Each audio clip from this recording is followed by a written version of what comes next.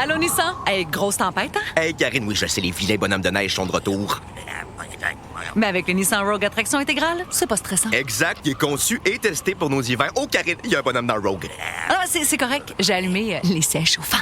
Ah, bien joué, Karine. Maîtrisez toutes les conditions. Louez le Rogue S 2026 à partir de 0,4% jusqu'à 36 mois, incluant une réduction fidélité de 0,5% pour les clients Nissan admissibles. Jusqu'au 2 mars, sur approbation de crédit, les conditions s'appliquent. Détails chez Nissan. We're going to start off this hour with a story that I saw the other day in La Presse, and it really caught my attention. It was about a Quebecer, a 37-year-old Quebecer named Arden McCann. He's from St. Bruno de Montreville, and he was just sentenced by a Georgia state judge in the United States. He was just sentenced to 30 years in prison. Why? Trafficking large quantities of fentanyl and counterfeit Xanax to the U.S. Apparently, he shipped goods to 49 of the 50 states.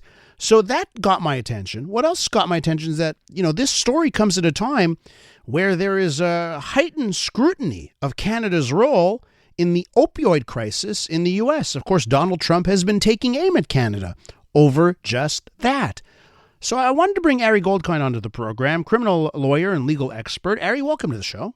Good to be with you. Number one thing that I want to talk about is the sentencing, right? So I see 30 years in jail, and I think about what this guy would have gotten in the Canadian court system. and I say, it feels like it would be a much more different sentence. So why don't you fill us in on that, by the way, to start us off? Well, I don't know that I bring a lot of value to that because you're exactly correct. And let me just explain in nitty-gritty for your listeners about how different it would be if he was in Canada. So if he was in Canada, and again, I'm not saying this to a scientific certainty, but I can tell you, given the volume that he had, given the amount that he had, the length of it, he was probably looking at its highest, and you're going to know where this leads, Elias, as will your listeners in a moment. At its highest, he was probably looking at a 10 to 15-year sentence. At its highest. Uh-huh. Now, here's where it becomes interesting, and you know where I'm going to go because there's such a stark difference between Canada and the United States when it comes to sentencing. If he got that in Canada, most of your listeners, well, actually say many of your listeners don't know that he would do 1/3 of that. Uh-huh. And that is something that when Canadians hear that, particularly when you're talking about fentanyl that kills, we're not talking about marijuana like it's 20 years ago. We're talking about fentanyl. We're talking about a track record of him doing this. He's associated with guns, which in every day in courts throughout Canada, judges repeat the same speech or screed, whichever one you want to call it, about the dangerous, fatal mixture of guns and drugs. He would be out in 4 to 5 years. Now, to your point, you contrast that to the States where 30 years can actually mean 30 years. It can actually mean the totality of your sentence or very, very close to it. And here's the kicker. The kicker is, because he understands what Canada is, he is trying his darndest to get his U.S. sentence of 30 years sent so that he can be transferred and serve it in Canada. Oh, now, I saw that as well, right? He wants to serve the time here. Correct. Maybe he wants to be in the medium security prison in La Maquette next to Paul Bernardo, but different than Paul Bernardo. This gentleman knows that if he came here, the clock runs very, very different than it does in the Bureau of Prisons down south. So I don't blame him. If I was his counsel, I would be on that like white on rice. But it's a very important point here. The story to me is the takeaway between who's taking this more seriously, Donald Trump or our injustice minister, who, if you know anything about how much he mucks up every file in Ottawa, our injustice minister is doing very little to nothing about it. And remember, here's the other thing. Judges now are okay. There's appellate authority that says, look, if fentanyl is reaching your community, because Elias, we tend to think of this as Toronto, Montreal, Vancouver.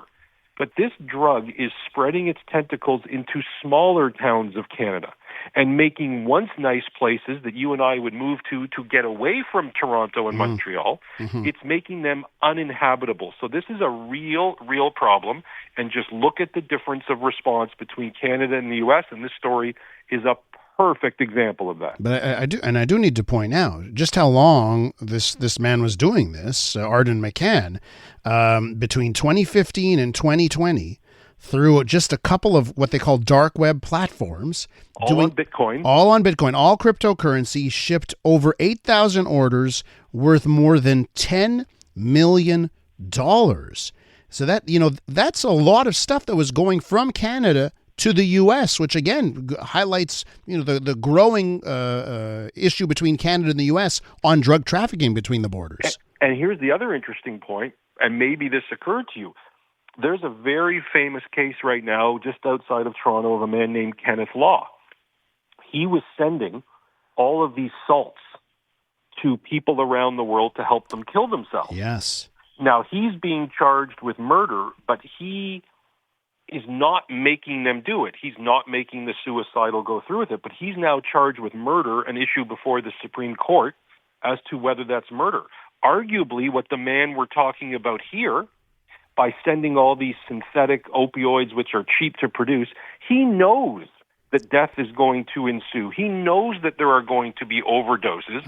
He's very lucky that he doesn't face the kinds of charges Kenneth Law does, a very, very big case coming up next year in Canada. So this is not simply your local weed dealer coming to your party where Matthew McConaughey has a bad mustache and Dazed and Confused. This is actually very, very fatal stuff.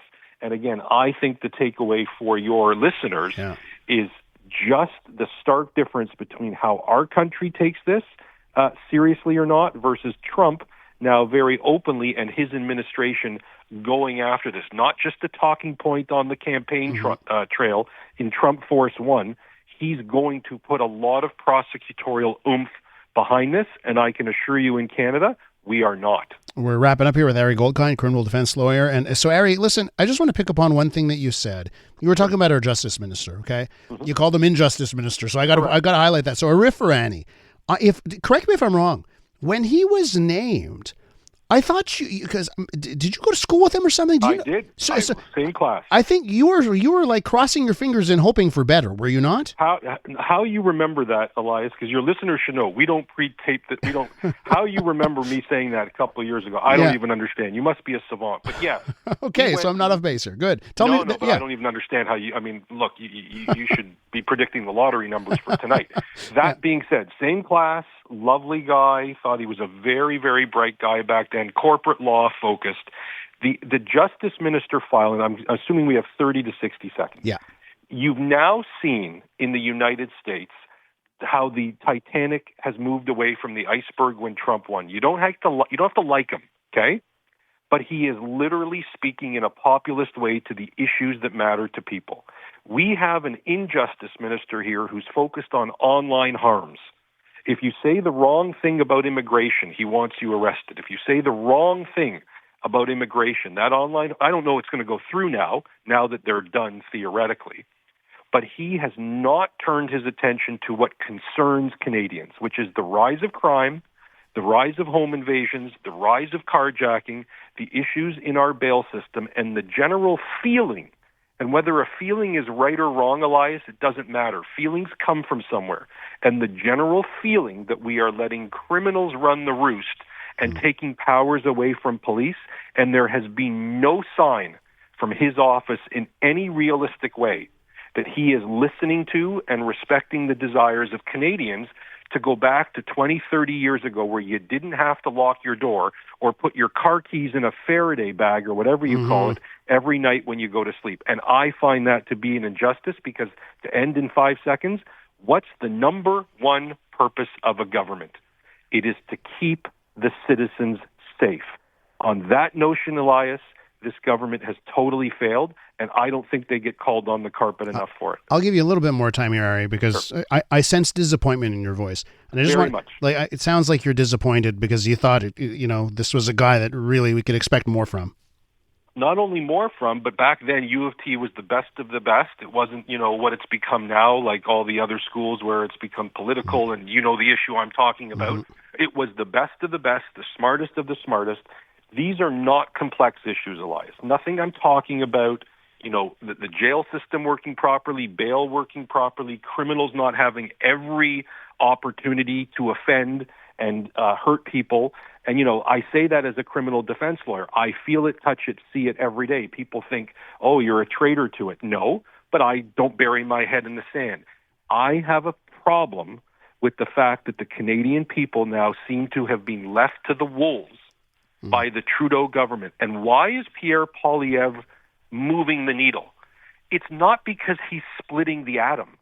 It's not because he's Einstein. Yeah, it's very simple. It's very simple stuff. And the more that your listeners, and even people who disagree with me, Elias, I never care who disagrees, you should be able to say your inside voice out loud.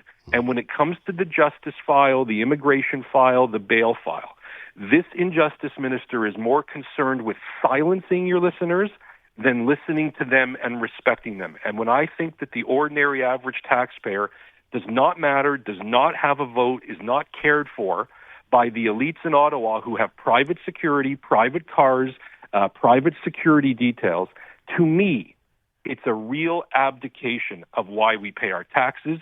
And all this January 6th democracy nonsense, democracy to me is where the public has a voice, exercises it, and you have a justice minister and a public safety minister and an immigration minister that has left Canadians of all races and religions to the wolves. And that, to me, is not sustainable long-term for a country. Ari, it's a pleasure talking to you. Thank you for giving us your take. Thanks, Elias. Good to be with you. Ari Goldkind, criminal defense lawyer and legal expert.